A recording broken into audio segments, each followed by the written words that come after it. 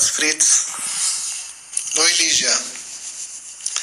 Tudo bem com vocês? Que bom vê-los. Hoje a gente vai falar sobre um tema bem interessante que muitas pessoas acabam entrando em contato com o consultório para falar sobre pitose palpebral, né? E várias perguntas e tal. Então, a Krika, que é uma das ativistas aí da pitose, né? A gente conversou e ela falou, doutor, tanta gente tem dúvida.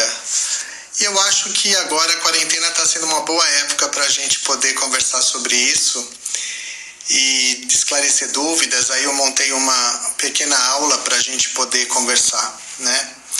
Só estou tentando achar a Krika aqui. Assim que ela aparecer, eu já a convido. Deixa eu ver se eu já acho aqui. Desculpem que eu não tenho muita...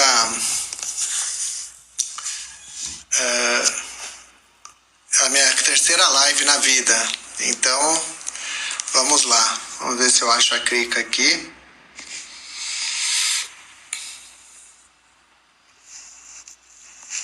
A Krika tem que acenar, né, Robner? Espera um pouquinho só. Ah, achei.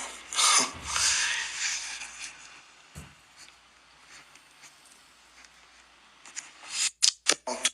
Ela vai entrar e vai explicar um pouquinho aí. Oi, Krika. Oi, pessoal. Diretamente do Rio de Janeiro. Estão me vendo direitinho, me ouvindo direitinho? Muita gente, né? Você acaba tendo grandes pessoas aí que te seguem, muita gente, né? Que procuram. Sim, muita gente. Às vezes, antes de procurar o Dr. André, procuram a Krika para saber sobre pitose e depois me procuram. Falam, a Krika falou. Eu acho interessante isso. E prazer, né? Vamos fazer aí uma live para tirar as dúvidas das pessoas, né?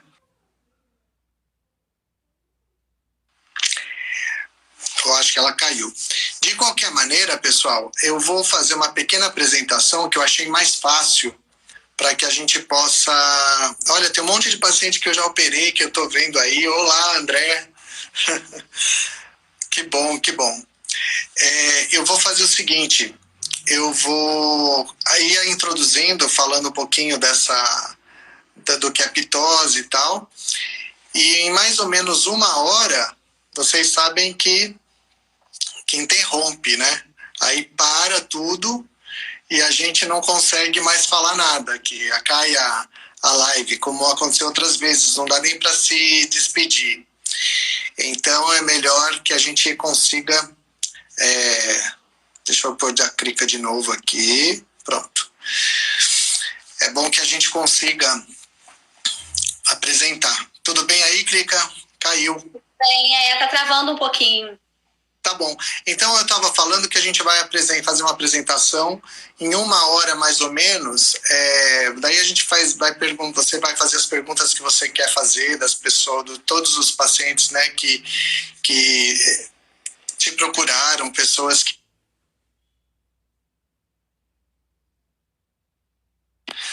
E eu vou fazer uma pequena apresentação, então, para que as pessoas possam entender o tema, porque muita gente não entende nem o que é, se tem tratamento. É muito comum chegar ao consultório sem saber o tipo de pitose, a técnica, enfim. Olá, Conceição. Estou vendo um monte de paciente aí que já passou, acabaram entrando na live. Então, vamos lá. Oi, Val, boa noite. Então, pessoal, assim, eu procurei um pouquinho fazer uma pequena apresentação, como a gente faz nos congressos,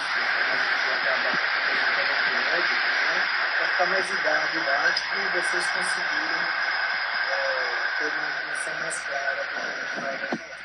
Então, assim, a pitose congênita, né? Vamos falar um pouquinho dela, que acontece com as crianças que nascem com a palpebral, né?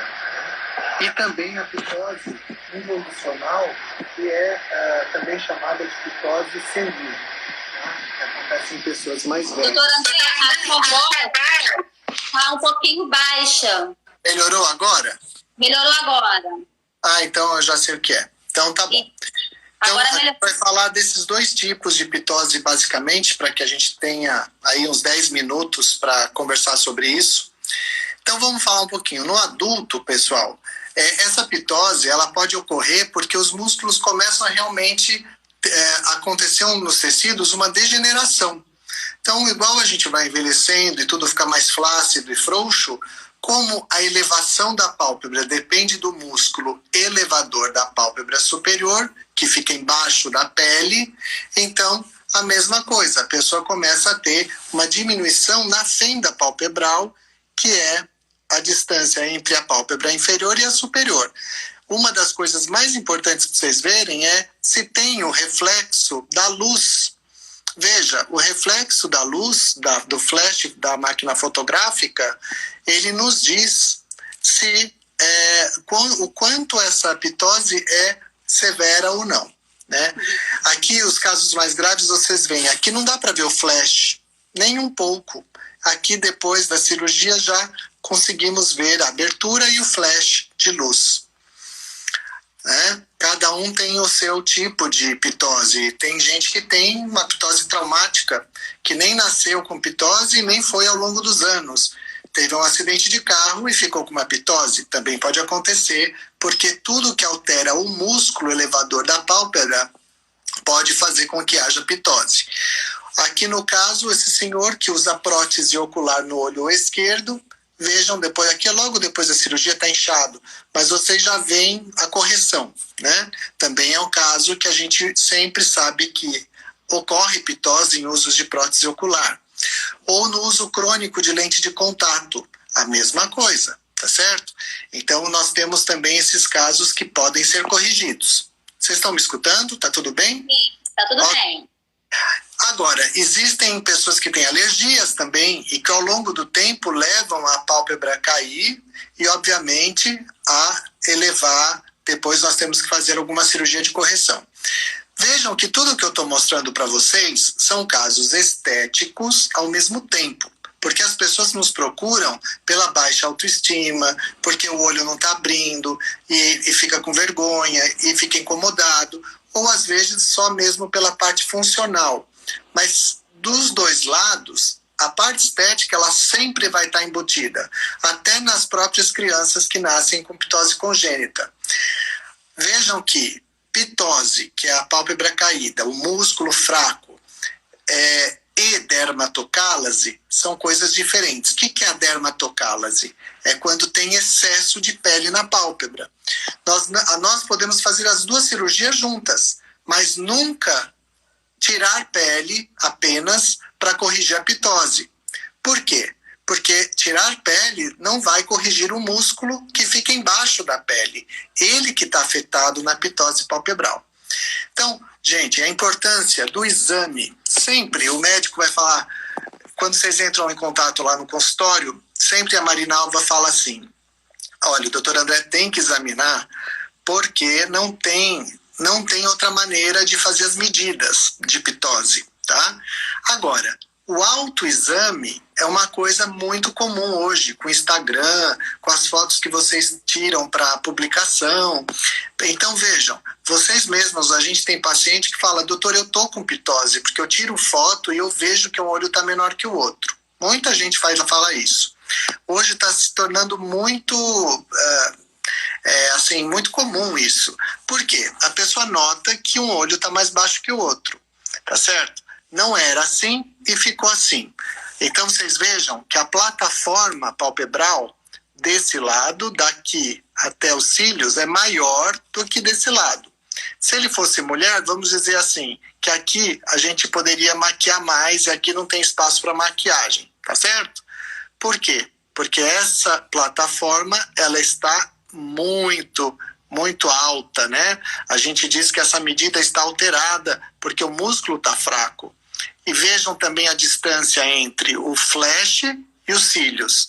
Tá vendo a distância entre a pontinho de luz e os cílios? Compara com o outro lado. Como aqui é melhor do que aqui.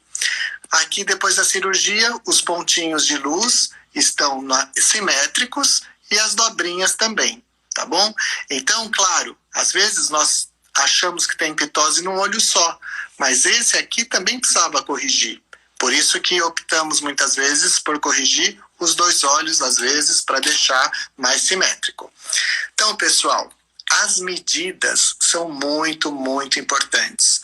Nós, quando pedimos para ir no consultório, é porque nós precisamos de uma reguinha e a pessoa tem que olhar para baixo ou para cima para medir a força do músculo, e nós também vamos fazer os testes farmacológicos, que são... O que é isso? Eu pingo um colírio chamado fenilefrina, que vai me ajudar para ver se vai funcionar ou não a cirurgia em determinada técnica. E isso é muito importante no pré-operatório para o médico decidir qual o tipo de cirurgia que ele vai fazer, tá? Uma outra coisa que a gente observa muito, e isso é importante, se a criança ou o adulto enruga a testa e levanta a testa para poder enxergar. Isso é muito comum na pitose, né? Para saber a força do músculo da testa, que chama músculo frontal. E o exame obrigatório qual que é? Então, vocês já aprenderam. A gente vai, então, medir a distância entre uma pálpebra superior e a inferior, e também a distância entre o reflexo de luz e os cílios superiores. Então, a borda palpebral, onde estão os cílios superiores, e o reflexo de luz é uma medida extremamente importante, que chama distância margem-reflexo. Aqui está em inglês, mas o normal é 3 milímetros, vamos dizer que é uma média, né? E a excursão do músculo, ou seja, o músculo ele tem que ser medido, a força dele para o médico poder indicar a cirurgia. Então, a pessoa olha para baixo e depois para cima. E com isso a gente mede a excursão do músculo elevador, que deve ser maior que 10 milímetros para que a gente possa ter um bom resultado cirúrgico. Agora, veja, não é porque não tem 10 milímetros, não tem bom resultado cirúrgico, é que as técnicas são diferentes e cada vez fica mais comprometido. Olha quantas tabelas, vocês não precisam entender nada disso, tá? Mas olha as tabelinhas para a gente poder analisar e saber a técnica que vai indicar, tá certo? A pitose congênita fica aqui, ó, na severa, maior, ela tem realmente um grau mais pobre de função do músculo, então sempre ela é menor que 4 milímetros. E são, claro, os casos mais difíceis de tratar em termos de simetria, em termos de correção. A gente melhora, às vezes precisa corrigir novamente, mas é importante que vocês entendam isso, tá? Não que não dê para operar, vocês conhecem vários casos que já foram operados, inclusive, né? Então, essa tabela é o que faz com que o senhor escolha o método que vai ser utilizado na correção da cirurgia. Exato, exatamente. E ó, o que eu estou mostrando agora, Krika, é a excursão do músculo. Então a pessoa olha para baixo e para cima. Ela já olhou, né? Vou mostrar de novo. A gente vê tudo da pálpebra no exame, é importante. Aqui eu estou vendo outras coisas. E aí eu peço para ela olhar para cima, bloqueio com esse dedo o músculo e ela olha para baixo e para cima. E assim eu consigo medir. E era um músculo normal, então se a função é boa, né, a gente tem aí outras tabelas que a gente vai usar se a função não estiver interessante e tiver com a pitose palpebral. Vejam todas as tabelinhas que a gente usa. E na infância, vamos rapidamente aqui, para eu não tomar só o tempo sozinho da live, mas a história do paciente é importante, né? Por que que ele teve a pitose desde o nascimento? Por que que nasceu com o olhinho com a pálpebra caída, né? Então tem casos familiares, tem casos que por ordem traumática na hora do né? Então é importante que a gente analisa um pouco isso no intraoperatório, no consultório. E no exame, há pacientes que entram assim na sala. Por exemplo, essa bebê, ela tinha pitose dos 2 olhos, mas ela entrou no meu consultório levantando um dos olhinhos com a própria mão, porque ela precisava operar, era bilateral, mas pode ser pitose congênita bi ou unilateral, tá certo? Agora, uma das coisas mais importantes é que nenhuma criança que nasce com pitose congênita tem a dobrinha. a dobra, o sulco, ele não se forma. O médico tem que imitar na hora da cirurgia. A gente faz uma cirurgia para tentar devolver a dobra, mas é confeccionada pelo cirurgião, tá certo? E muito importante, olha só, Crica, que a gente estava falando, as crianças podem ter posição de cabeça, ou seja, levanta o queixinho para poder enxergar melhor e fundir a imagem. Então, o médico vai examinar no consultório, obviamente toda essa parte vocês já sabem. E aqui mostrando mais uma vez, olha, uma criança olhando para baixo, a pitose palpebral, a gente sempre pede para olhar para baixo e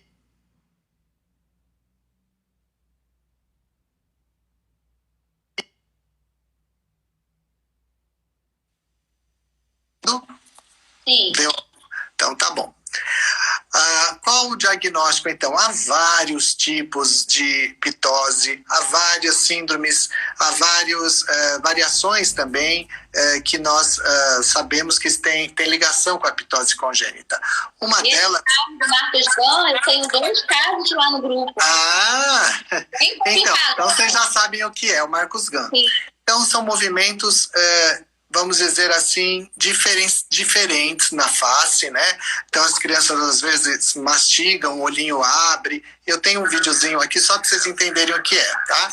Então aqui o bebê que está mamando e o olhinho dele está passeando para baixo e para cima, tá? Então isso é importante, ó, tá? Então isso é o Marcus Gan. Tem a blefarofimose, que são pessoas que nascem com esse mesmo aspecto, é uma mutação genética, tá? Mas é autossômica dominante, é uma das mais comuns das síndromes de pitose, tá? A gente opera as crianças, algumas bem bebezinhas, outras a gente opera maiorzinhas, mas o importante é quando a família sente que dá para operar, né? Tem a síndrome de Horner também, que deve ter um ou outro no grupo de vocês, que geralmente tem uma pitose menor, né? E a pupila também é menor que o outro lado. Isso é uma síndrome que a gente acaba realmente também tendo alguns casos. E tem outros casos que eu não vou ficar descrevendo todos, mas o mais importante, quando operar, Crica, isso aí é importante. Quando um dos olhinhos já está sofrendo ambliopia, a famosa ambliopia, se for uma pitose unilateral, por exemplo, o olho bom, o cérebro vai preferir esse olho. E o outro olho? O outro olho vai ficar esquecido pelo cérebro. Isso chama ambliopia. E aí o médico precisa rapidamente intervir, seja numa cirurgia ou então com tampão e pedindo também para ter um acompanhamento, às vezes, de um especialista em estrabismo, para que a gente possa conseguir desenvolver a visão do olho que tem a pitose. Uma das coisas importantes é o que eu já te falei para vocês, a posição da cabeça chama atenção para nós, as crianças, né? A criancinha levanta o queixinho, tá? Para poder, tá vendo como melhora a visão dele? E aqui ele tem o olhinho baixo, né? Então, gente, olha, aqui eu acho que esse slide mostra muito o que nós estamos fazendo aqui, né? Conversar, porque a exclusão social ainda acontece, o bullying nas escolas, a gente sabe que essa parte é muito difícil. Nós que acompanhamos, eu faço há 25 anos, né, cirurgia de pitose, e há 25 anos eu trato esses pacientes todos que têm esse problema. A gente sabe que pode ser um grande desafio para os pais e também para a própria criança que sofre, né? Então vocês sabem mais do que eu tudo que eu estou querendo dizer aqui. Então, que horas que eu vou operar? É a hora que os pais e o cirurgião entenderem que precisa ser operado. Mas a criança até os 4 anos de idade é importante que se opere.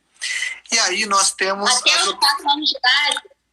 Não existe esse número, tá, Crica? É um número que a gente sabe que até os 4 ainda a gente consegue desenvolver a visão do olhinho que tem a pitose, tá? Mas há casos que, dependendo da criança, do levantar a cabeça, a gente opera até antes, tá? Tudo depende de caso a caso mesmo, né? Olha só, opções cirúrgicas. Eu queria que vocês vissem bem esse slide, porque são as opções que a gente mais faz. Nós fazemos a ressecção do músculo elevador para levantar a pálpebra. Nós fazemos uma ressecção do músculo de Miller quando é uma pitose... Oi? Um momento, por gentileza. Me desculpe. Pois não. O pessoal está reclamando que está travando. Ah, que pena. A minha fala... Tá travando. Eu achava que era aqui. Eu achava que era só comigo, mas parece que tá travando para todo mundo. Ah, que pena, mas para mim tá indo bem aqui. Vamos continuar? Vamos continuar. Não tenho o que fazer. Eu não entendo nada de internet. Dessa parte vamos aqui. Lá. Então, vamos lá, pessoal. Melhorou um pouquinho, então. Mas para mostrar que pode ser também uma suspensão frontal, que vocês sabem muito mais do que eu, vocês acompanham aí, né, que eu sei, e a transferência do músculo frontal. Todos esses, a gente vai falar rapidamente, mas veja, a suspensão frontal, que é uma dúvida imensa de todos, é que a gente coloca o fio de silicone, e tem outros fios que podem ser colocados, ou também a fáscia, a fáscia que é do próprio... de nós mesmos, né, do nosso organismo. Então, nós retiramos um pedacinho dessa fáscia, que pode ser da coxa ou da área da têmpora, e aí nós confeccionamos essa tira, que vai ficar junto ao músculo e levanta o olhinho, a pálpebra do bebê, tá bom? Então, essa tirinha aqui, o que está tracejado, é como se fosse... Vejam mais de perto, é como se fosse o fiozinho que a gente vai colocar. Esse é o trajeto do fio. Tá vendo? Perfeito. E depois nós temos a transferência do músculo frontal. O que é isso? É trazer o próprio músculo que está embaixo da sobrancelha para a pálpebra. Também é uma técnica que nós podemos utilizar e lançar a mão para casos que, vamos supor que não melhorou com o silicone, ou então eu preciso de um paciente que já teve um caso de hipocorreção, já operou e não ficou do jeito que a gente quer, às vezes nós lançamos mão dessa técnica. Tá? Eu gosto muito de todas as técnicas. Esse é o fiozinho, dá para ver bem o trajeto do fio, eu vou mostrar mais perto para vocês, ó. Esse é o trajeto do fio dentro da pálpebra. Ó, ele começa aqui, vem para cá e faz um quadrilátero, tá? Tem outros desenhos que podem ser feitos, mas esse é o mais comum na USP, da escola que eu fiz, né? E também nos Estados Unidos. Então vejam, as crianças ficam muito bem com essas técnicas e nós podemos perceber que a cicatriz basicamente fica em cima da sobrancelha, tá vendo? São duas mini entradinhas assim, ó. E fica bem interessante, tá? O resultado aí faz menos de 3 meses que operou, tá? Então, o que as crianças precisam, na verdade? Precisam que os olhos abram até os 6 anos de idade, de 4 a 6 anos, para desenvolver a visão. É isso que a gente precisa. Veja, esse bebê operou com menos de 1 ano e meio, né? 1 ano. Então, vejam, tem pessoas que a gente precisa, até muitas vezes os pais estão ansiosos, né? Outra coisa importante, pós-operatório, pessoal, muito importante, vou mostrar agora, eu vou falar aqui direto. O pós-operatório, ele é muito mais importante do que a própria cirurgia, porque nós vamos precisar do apoio dos pais para pingar o colírio, fazer uso da pomada durante a noite, porque o olhinho tende a ficar aberto à noite. E isso não é só às vezes no começo, demora às vezes até 1 ou 2 meses para ocluir mais, e depois, né, tem que continuar muitas vezes a lubrificar melhor esse olho. Então isso, eu acho que de tudo que a gente conversou, das técnicas, do jeito que dá para melhorar, talvez seja o assunto mais importante, a lubrificação no pós-operatório, né? Se isso não for entendido, nós não podemos operar. E outra coisa importante também, quando nós, no consultório, a gente faz um teste importante para ver se a criança ou o adulto fecha o olho, quando fecha o olho, o olhinho sobe. Então, por exemplo, eu fechei aqui o meu olho. Aí eu tô apertando para continuar fechado. Quando eu vou abrir, tá vendo que ele deve ter subido. Sim. Fica uma parte branca. Isso chama fenômeno de Bell. O fenômeno de Bell, ele deve estar presente para podermos operar. Nunca o cirurgião pode operar um olho, levantar, deixar na altura que a gente imagina, sem fazer esse teste antes. Porque senão nós temos grandes chances de dar tudo errado. Porque não dá para deixar o olho seco no pós-operatório com problemas corneanos. O que nós precisamos? Primeira coisa, a visão. A visão é o principal de tudo. Tudo que a gente pensa é pela visão. Depois, claro, tem a parte estética, mas eu preciso, antes de tudo, pensar no olho, tá certo? Então, muito importante isso. E só para terminar aqui, eu vou mostrar para vocês, por exemplo, um senhor que operou com anestesia local. Ó, acabou de operar, fica assim, fica bem no sulco e os pontinhos, tá até sangrando um pouquinho, mas assim, com o olho aberto, vai embora sem tampão, que uma das dúvidas é essa das pessoas, né? Esse bebezinho aqui, ó, vai embora para casa cheio de esparadrapinho, com o olhinho aberto, e depois a mãe acabou mandando essas fotos para mim depois de um mês, mas ela era assim, esse bebê, né? Então, é muito gostoso ver esses resultados e pós-operatório, né, de quando a gente sabe que dá tudo certo. Agora, veja, algumas coisas importantes. Crica, quando a criança olha para baixo, olha o que acontece. O olhinho fica branco, aparece a parte branca do olho. E isso incomoda, às vezes, os pais. Mas veja, como que a gente vai fazer? Se eu estou colocando um elemento suspensor aqui, não tem força nenhuma na pálpebra. Eu coloquei como se fosse um elástico, vamos pensar. Se está fazendo força para cima, quando a criança olha para baixo, aparece a parte branca do olho. Isso é em qualquer cirurgia de pitose congênita. E mesmo no adulto. Então a pessoa tem que se adaptar à cirurgia. Ninguém olha para baixo para ler assim, sem mexer a cabeça. O que a gente faz? Mesmo que esteja assim, a gente vira a cabeça, tá certo? Então, a cabeça vai se adaptando à cirurgia, e isso com o tempo, o cérebro é muito inteligente e ele vai, então, nos ajudando a contornar esses pequenos detalhes, né? Que são importantíssimos. Agora você vai perguntar, doutor André, e as complicações que muita gente queria saber, né? Então aqui eu vou mostrar, por exemplo, uma pitose que não é uma complicação grande, mas a gente considera como complicação a hipocorreção. Então veja aqui, ó, essa criança, sem mexer, ele foi operado, depois de uns 3 anos, o silicone deu a gente chama escorregou, afrouxou, aí ele veio no consultório, ele só tinha a melhoria quando ele levantava bem a sobrancelha.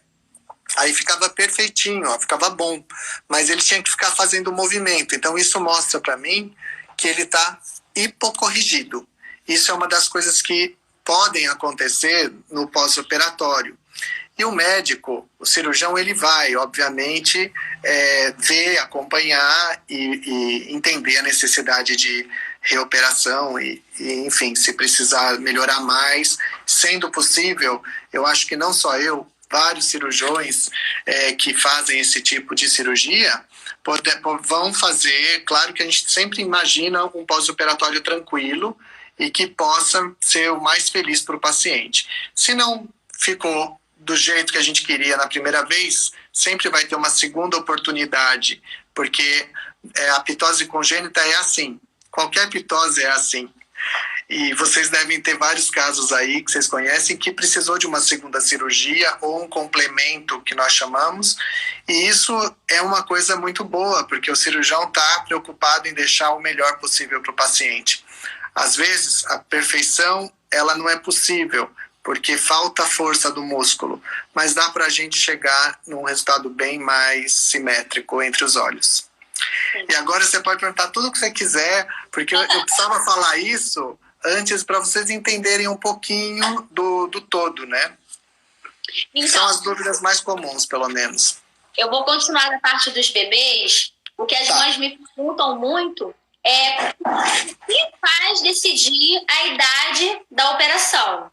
Porque às vezes as mães na sua aflição chegam para mim e dizem assim, eu quero operar ele com 1 ano, eu quero operar ele logo, com 3 meses. E isso é decisão do médico, né? Sim. Mesmo porque as crianças não conseguem ajudar na hora do exame, de abrir o olhinho. Quem já fez o exame sabe como é. Explica para as mamães isso, por favor. Explico. Então, assim, primeira coisa, nós vamos fazer o exame oftalmológico na criança. É importantíssimo e fundamental que nós entendamos se é uma criança que tem estrabismo, se é uma criança que nasce, porque é muito comum, a gente tem às vezes estrabismo junto com a pálpebra caída. E aí o que nós fazemos? Quem tem que corrigir primeiro é o estrabólogo, tá? Então, por isso que eu tenho com a gente, na nossa equipe, tem um estrabólogo que faz só esses casos quando tem estrabismo junto. E depois nós entramos para corrigir a pálpebra, tá certo? Por quê? Porque os músculos, na verdade, essa musculatura é um grande complexo de elevação da pálpebra. Não é só uma coisinha ou outra, não, é um conjunto de anatômico e funcional, né, que é um sistema de elevação, tá? Então isso é importante. Respondendo à pergunta, não tem uma idade certa, mesmo, não existe. Pode ser que seja uma criança com uma ptose unilateral, bilateral, pode ser que a criança use muito a cabeça e ela fique assim para enxergar. É inadmissível que uma criança fique assim. Nós temos que operar, tá certo? Então, assim, se a gente está vendo que um olho pode sofrer consequências da ambliopia, a indicação é precisa. Nós precisamos fazer algo. Não vai ficar a vida inteira colocando tampão na criança com o risco desse olho não ficar bom. Entende? Então, assim, o cirurgião tem que ter esse bom senso, a maioria tem, graças a Deus, a nossa equipe é uma, que a nossa sociedade é uma sociedade que se preocupa bastante com a atualidade, com o que vamos dizer, científico, e a gente acaba realmente tendo uma conduta certeira nesse aspecto da indicação, tá? Então, é importante. No caso, a anestesia é geral nas crianças? Sempre. Não tem como uma criança dormir com anestesia sedação. Infelizmente, por risco da própria sedação. O médico não consegue controlar a sedação assim como ele consegue controlar a anestesia geral. E a anestesia geral é muito mais segura do que a anestesia local e sedação pro bebê. Porque aí ele controla toda a dose. Aí, na hora que o gás sai, que a criança já acorda, ele tira o gás, a criança, hoje em dia, é muito moderno, né? São técnicas de anestesia e medicamentos muito mais interessantes do que antigamente. Por isso que antigamente falava assim, vai morrer, anestesia geral é um problema, e não sei o quê. Hoje a gente sabe que não, é a mais segura que tem. Para os bebês não tem outra igual, né? Outra coisa que as mães se preocupam muito, eu falo assim, eu estou tentando tirar a ansiedade primeiro das mamães que estão aqui mandando vários comentários. O pós-operatório, elas ficam preocupadas se vai coçar, como que vai dormir, como que vai aplicar pomada, colírio, essas coisas. Como que o senhor orienta as mães no pós-operatório? Tá, vamos lá. Então, o pós-operatório. Olha, um abraço, Bruno. O que ele está perguntando? É meu paciente, o Bruno. Eu já vou falar o que ele perguntou, hein? Eu só não... Lê para mim aí. Você tá lendo? Tem comentário para mais metro. Ele quer que fale sobre músculo... músculo dos cílios, sobrancelha. Porque depois a gente já vai falar, Bruno. Vamos falar para as mamães sobre a lubrificação, né? É isso que você perguntou? Isso. Então vamos lá. Não existe cirurgia de pitose sem que os pais fiquem atentos à lubrificação do bebê. É fundamental, vocês viram o meu slide, deixa eu até pôr de novo esse slide, para vocês não esquecerem. Se vocês quiserem realmente que o bebê passe pela cirurgia, né, é muito importante todo esse arsenal para que a gente mantenha a lubrificação adequada do bebê. Tá certo? Então, só para a gente relembrar que eu vou falar em cima desse slide aí. Então, nós temos pomadas e vários colírios. Claro, são todos lubrificantes. A pomada também é uma pomada antibiótica que nós usamos no pós-operatório. E é assim, ó, de manhã pingar os colírios ou um gel. E à noite a pomada na hora de dormir. Muito importante isso, pessoal, para que o olhinho mantenha a oclusão, a lubrificação e nós possamos ficar tranquilos que o olho não vai sofrer nenhuma consequência da cirurgia. Porque, veja, a cirurgia, a preocupação é mais se deve operar o bebê por causa do pós-operatório. Acho que a dúvida é essa, né? Claro que vale a pena a cirurgia, mas os primeiros dias da cirurgia são os mais importantes. As crianças têm menos condição de piscar. A força de piscar fica praticamente invalidada, né? Ela tem, a pálpebra está inchada. Então, o que eu oriento? Se for uma criança maiorzinha, eu peço para fazer assim, ó. Na hora que a criança faz assim, levanta a bochecha, ele automaticamente pisca e lubrifica os olhos. Então eu ensino os pais para fazerem esse tipo de careta nos primeiros dias, que ajuda o músculo a ir lubrificando o olho. E à noite tem que, de qualquer maneira, hidratar. Senão nós vamos ter realmente algum tipo de... Não precisa ser úlcera de córnea nem nada, é só um incômodo, fica como se fosse um cisco no olho. E nós não precisamos passar por isso se os pais ajudarem, fizerem tudo direitinho. Perfeito. Doutor André, lá no grupo tem muitas mães que também têm pitose, né? E elas morrem de medo de terem bebês com pitose. E às vezes ficam com cisma, às vezes não tem nada no olho dos bebês.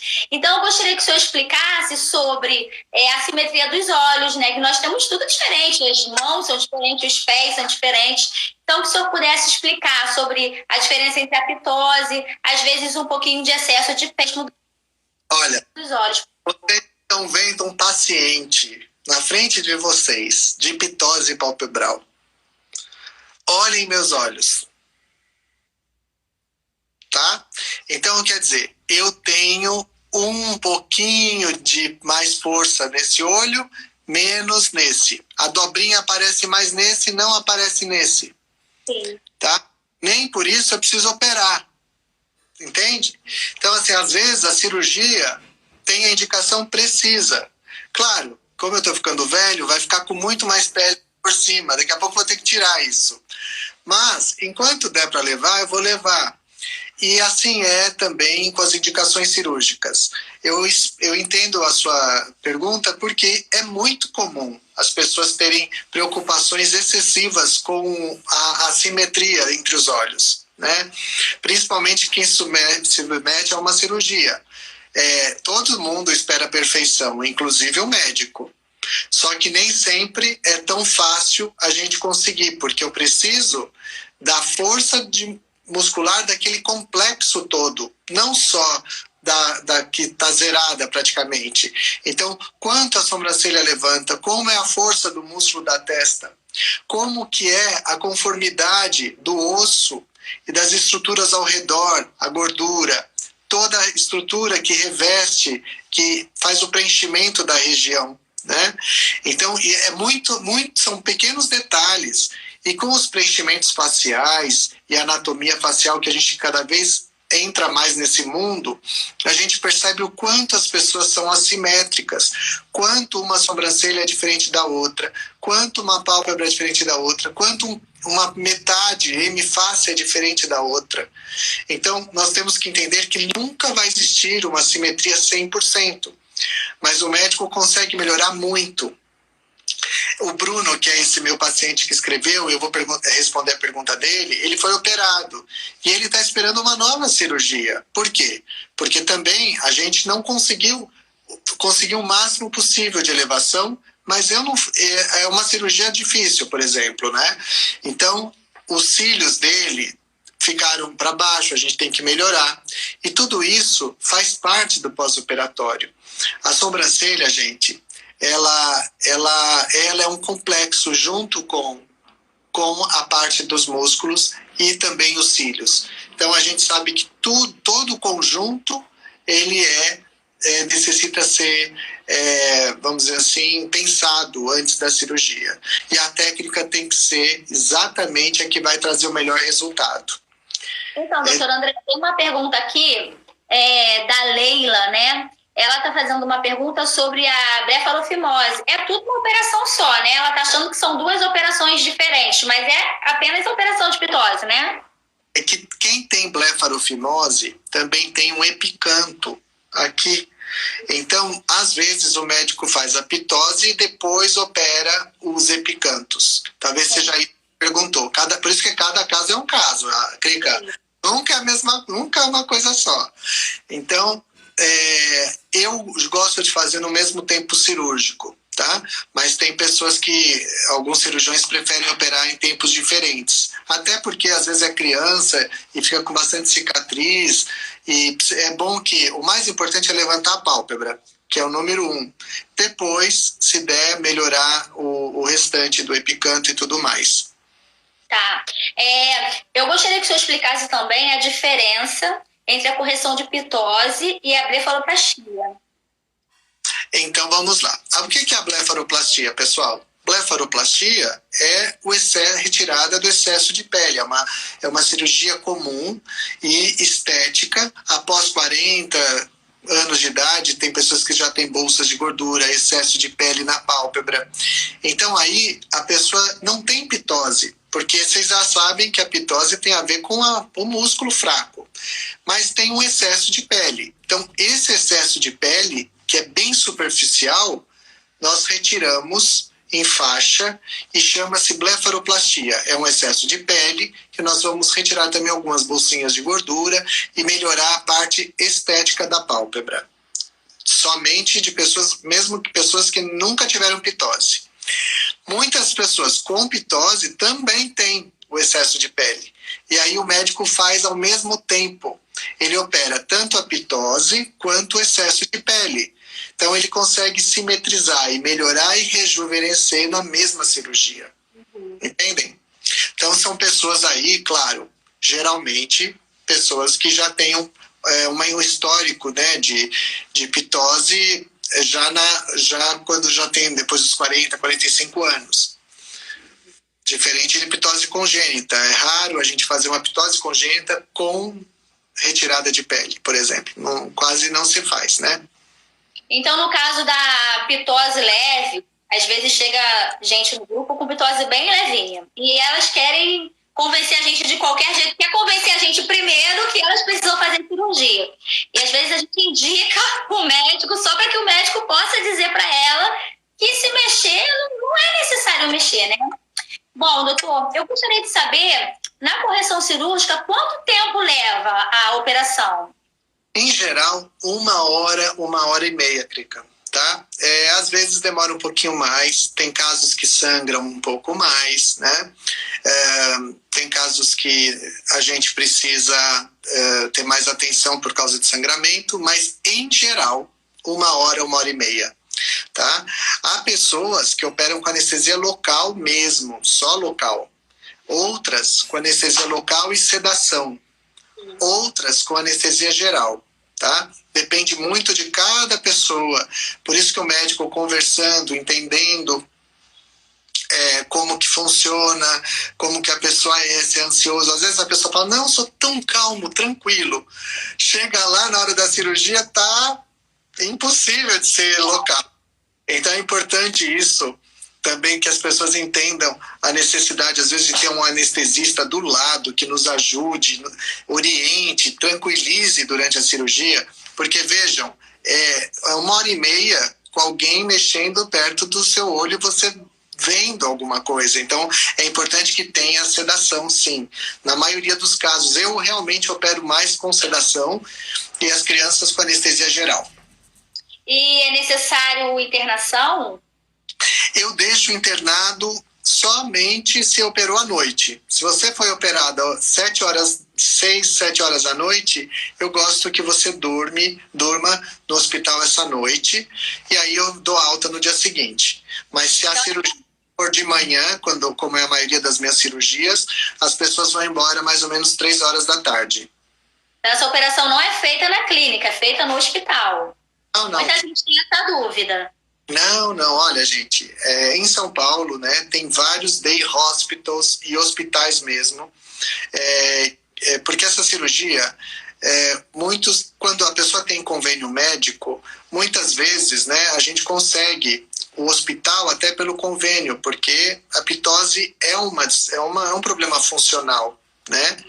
Então é importante que a gente leve no hospital e aí já tem anestesista, todo o conforto possível, né? Agora, tem os hospitais dias hospitais dia em São Paulo.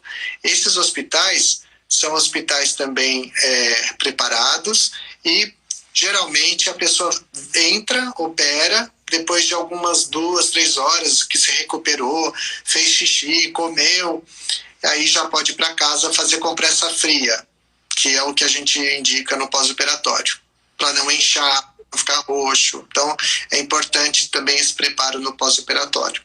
Não deixo com também. Essa recuperação leva quantos dias, doutor André? Para tirar os pontos, de 7 a 10 dias. De 7 a 10 dias. E aí, quanto tempo que a gente pode já, por exemplo, voltar a trabalhar, usar o computador, o celular? Não, então, essas coisas todas, já no terceiro dia que você parou de ficar fazendo as compressas, porque se você ficar no celular e trabalhando no computador, não dá para fazer compressa, concordem? Então é importante que você faça essa parte primeiro, das primeiras 48 horas, às vezes até 72 horas de bastante compressa, tudo, e depois já pode assistir. Você já pode fazer tudo que você precisa com o computador, com o celular, não tem problema, né? O importante é o quê? A lubrificação. Então, independente de tudo que você for fazer, lembrar sempre da lubrificação em todos os momentos. Por isso que na nossa receita sempre tem lá colírio, lubrificante de hora em hora ou de 2 em 2 horas, ou um gel ou uma pomada. Para a pessoa, na hora que ela for dormir, vou dormir à tarde, então enche de pomada e vai dormir tranquila. Mas tem que estar lubrificado. Vocês têm aquele tampãozinho acrílico para colocar para dormir? Tem. Eu não uso muito, a não ser que a pessoa se mexa muito no travesseiro, pode ter um risco de trauma, né, dentro do olho com o travesseiro, ou coçar o olho durante a hora que está dormindo, mas em geral não há necessidade, tá? Apenas a lubrificação que é o importante. E tomar cuidado, claro, para não, se você dorme do lado de alguém, para ninguém bater, machucar sem querer, né? Tem essa coisa mesmo de depois da cirurgia evitar de dormir do lado operado? Porque eu tenho medo de dormir até hoje. Na verdade, por que é importante você preservar o lado que foi operado? Porque é um lado que vai inchar mais. Se você tomba a cabeça para o lado operado, o que vai acontecer? Vai inchar muito mais naquele lado que não precisa de tanta... Porque, veja, o líquido represa nos primeiros dias bem aonde a gente fez a incisão. Então, se você está dormindo do lado, claro que vai encher mais de líquido e vai ficar mais inchado e demora mais a recuperação. Então, nós sempre indicamos até, em alguns casos, de drenagem linfática, ou que a pessoa realmente durma do outro lado um pouquinho para tirar um pouco. Vamos falar de uma cirurgia plástica normal de pálpebras. Operou os 2 lados. Não tem jeito, você tem que dormir como, né? Então, se você dorme de um lado, acorda mais inchado desse lado. Se você dorme do outro, então vai alternando isso até mais ou menos 10 a 15 dias. É normal esse inchaço, tá? Da cirurgia. E depois vem a recuperação, que é a cicatriz, que é uma outra dúvida. Inclusive o post hoje do nosso Instagram foi sobre cicatriz na pálpebra, na cirurgia de pitose. Na verdade, a cicatriz ela é respeitada pelos 3 meses de uma cicatrização normal. E a gente sabe que o final mesmo da cicatriz é de 3 meses a 6 meses, quando fica uma linha inaparente bem no sulco, bem na dobrinha, onde abre e fecha o olhinho, né? Então, a cicatrização, em geral, palpebral é muito boa também. E é durante esse tempo que a gente pode esperar o resultado? Então, de 3 a 6 meses ou é mais? Olha, a abertura ocular antes. De 3 a 6 meses é quando a gente espera todos os tecidos recuperarem. Porque não adianta, até 3 meses é tudo endurecido, sabe? Então você passa a mão, você vai sentir meio duro, uma cicatriz interna endurecida. Isso faz parte do processo cicatricial do ser humano, da nossa pele. Isso é muito normal e natural que aconteça, e aos pouquinhos vai sumindo e vai melhorando. Tá? Agora, algumas pessoas que têm um inchaço palpebral, também esse inchaço vai aos pouquinhos melhorando e fica muito mais natural no 3º, no 6º mês. É o tempo que a gente sabe que fica mais natural a cirurgia. E praticar esportes, fazer tarefas domésticas, depois de quantos dias? Eu indico de 21 dias a 30. Então, é importante que dê uma maneirada. Tem pessoas que querem ir para academia no dia seguinte. Não pode de jeito nenhum, principalmente porque qualquer força que você faça pode afetar sim o local onde foi operado. Nós contraímos a face em qualquer força que você faça, você contrai a musculatura e você pode estar prejudicando a sua cirurgia. E é necessário levar o acompanhante para a cirurgia? Eu gosto que vá alguém sempre, Krika, porque senão também, como que vai embora, né? É importante que a pessoa que, na hora que está saindo do hospital, tal, esteja com alguém da família, se possível, e isso ajuda muito na tranquilidade do próprio paciente que foi operado, né? Tem também a questão da exposição ao sol, né, para não escurecer a cicatriz. Sim. O que eu recomendo? Vocês aí do Rio de Janeiro, no Nordeste brasileiro, no São Paulo não tem tanto problema. Mas se você for se expor ao sol e óculos escuros nos primeiros dias, se você precisar sair e tal, até o 1º mês, 2º mês. Depois, eventualmente, a gente sempre deixa algumas pomadinhas com gel de silicone, um gel de silicone, aliás, para cicatriz, e também um filtro solar com cor, que é possível para melhorar um pouco mais a cicatriz e não ter exposição ao sol. Ficar protegido, pelo menos. Doutor André, quais são os exames antes de operar, pré-operatório? Exame de sangue, tem que fazer o quê? Olha, os exames risco cirúrgico, em geral, a gente pede. O mais comum é glicemia, hemograma, coagulograma. Atualmente, a gente também pede para as pessoas se tiverem alguma queixa ou for mais que 30, 40 anos, um eletrocardiograma, que você pode pedir também. E uma outra coisa importante hoje é o exame do Covid. Então, é obrigatório, os hospitais, qualquer hospital vai pedir para vocês o PCR com 72 horas antes de fazer a cirurgia. Porque o PCR não mostra se a pessoa está com o Covid. E se for positivo, suspende a cirurgia. A gente sabe que cada caso é um caso, né? Mas a operação com fio é mais corriqueira em crianças? É mais o quê? Faz mais com o fio nas crianças, não é isso? Ainda é uma das mais realizadas. Mas veja, pode ser com fio de silicone, pode ser com outros fios cirúrgicos, pode ser inclusive com a fáscia do próprio paciente. A fáscia, que eu disse, fáscia lata, é uma fáscia que tem na região temporal e na coxa, que nós podemos colher a fáscia e também fazer no intraoperatório. Claro que ganha uma cicatriz, a gente retira um pedacinho dessa faixa, mas não é nenhum material heterólogo, né? É um material da própria pessoa. Então também não tem chance de extrusão. Tem várias técnicas e hoje uma das que nós mais estamos fazendo para ptose congênita é a transferência do músculo frontal, para não precisar de outro material. Então nós usamos o próprio músculo que fica embaixo da sobrancelha e uma faixa desse músculo desce para a pálpebra e a gente então faz as suturas necessárias para que quando a criança fique com o olhar alerta, os olhinhos fiquem na mesma posição ou próximo. Como eu disse, 90%, se a gente conseguir, já está de bom tamanho, né? a gente precisa é melhorar a parte como um todo da simetria facial e a visão.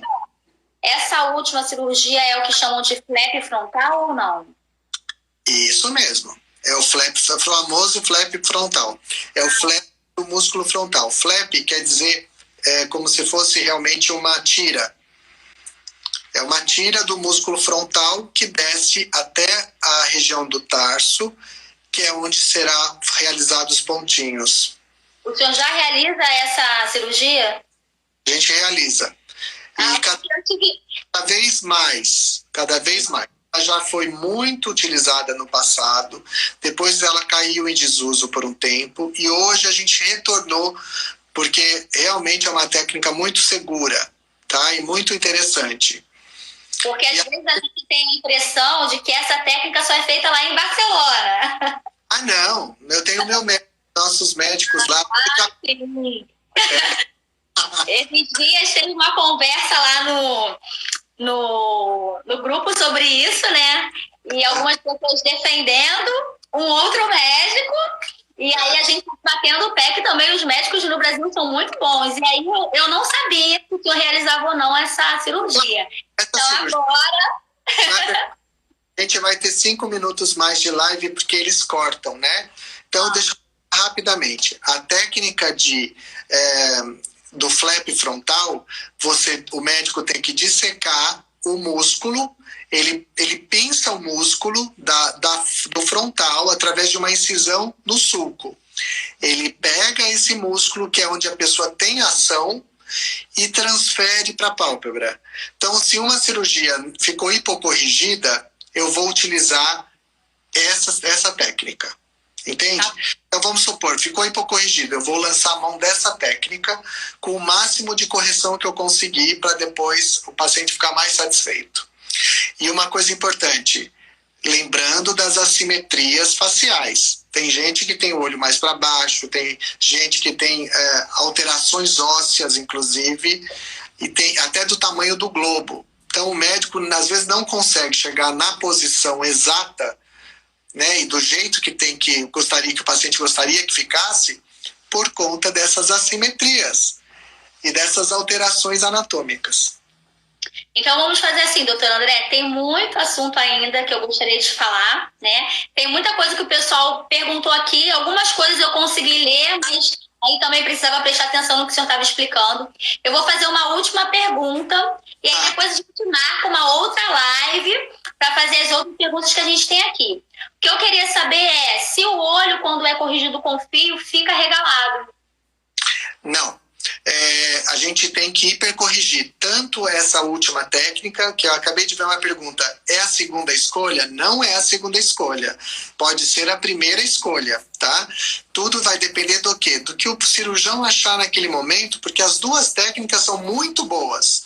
A suspensão frontal e o músculo frontal, que é o flap frontal. Arregalado, o que quer dizer com arregalado? Aquilo que quando olha para baixo fica assim? É isso arregalado? Sempre vai ficar, em todas as técnicas, de congênita. Agora, ficar arregalado assim, quando a pessoa está olhando de frente, aí nós sabemos que é importante que fique hipercorrigido nos primeiros dias. Depois, a tendência é hipocorrigir, sempre. Então, o médico tem que levar em consideração, nessas fórmulas todas de números que vocês viram, essa condição. Porque ele tem que hipercorrigir, porque ele sabe que em 1 mês ou 2 a tendência é cair um pouquinho, tá? Então isso é muito importante. Tudo isso o médico tem que fazer um planejamento cirúrgico para que fique o mais simétrico possível. Tem uma mãezinha aqui fazendo uma pergunta muito legal. É a Karen. Ela está perguntando se a mãe pode ficar no momento da anestesia, da operação lá com a criança. Pode ficar até a hora de ser anestesiado e assim que acabar a cirurgia, a mãe volta para o centro cirúrgico para ficar com a criança. Mas no intraoperatório nenhum local permite, porque realmente tem mães que até desmaiam, né? Quanto tempo nós temos, doutor André, ainda? Muito, vou me despedir. Pessoal, então, muito obrigado. Eu gostaria de agradecer imensamente todas as dúvidas que o senhor tirou nota aqui do grupo e vamos que nós tenhamos muitas lives como esta. Muito obrigada.